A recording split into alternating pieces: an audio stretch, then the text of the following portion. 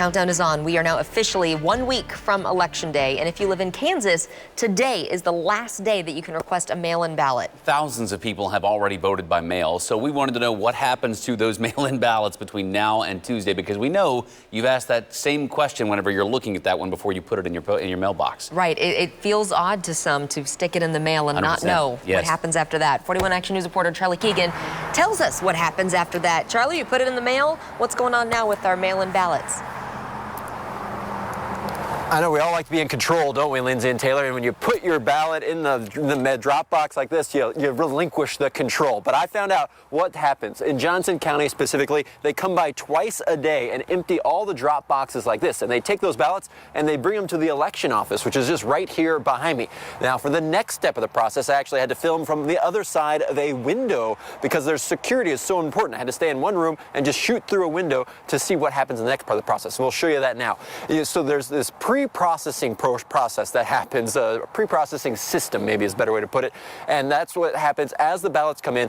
The election office can really start to organize them, and they basically, open up all the envelopes, they unfold a lot of the ballots, they verify the signatures that are in there, they take an electronic copy of the ballot, but they cannot start tabulating any of the answers on your ballot until Election Day. So in the meantime, those ballots remain under tight lock and key. We count them like they're dollar bills, and they move into a secured room with security cameras and 2 key card certain employees access into that room, so no one can just go into that room unless you have the authorized key card.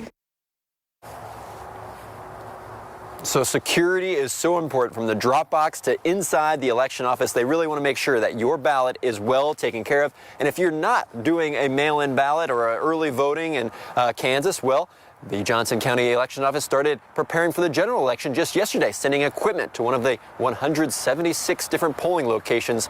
So Lindsay and Taylor, if you're waiting till Election Day to vote, they're ready for you there as well.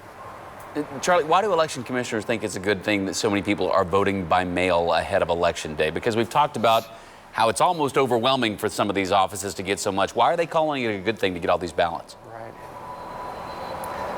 Yeah, they're happy to have that overwhelming here on the front end because of COVID-19, really. They say the more people that vote early by dropping a ballot in the mail like this, that's one less person that has to come to a polling location. So the polling locations on Election Day will be less crowded, so you can be nice and socially distant, and you can make sure that your vote counts. Really makes you wonder what Election Day is going to look like at the polls. Charlie Keegan reporting live for us. Thank you very much.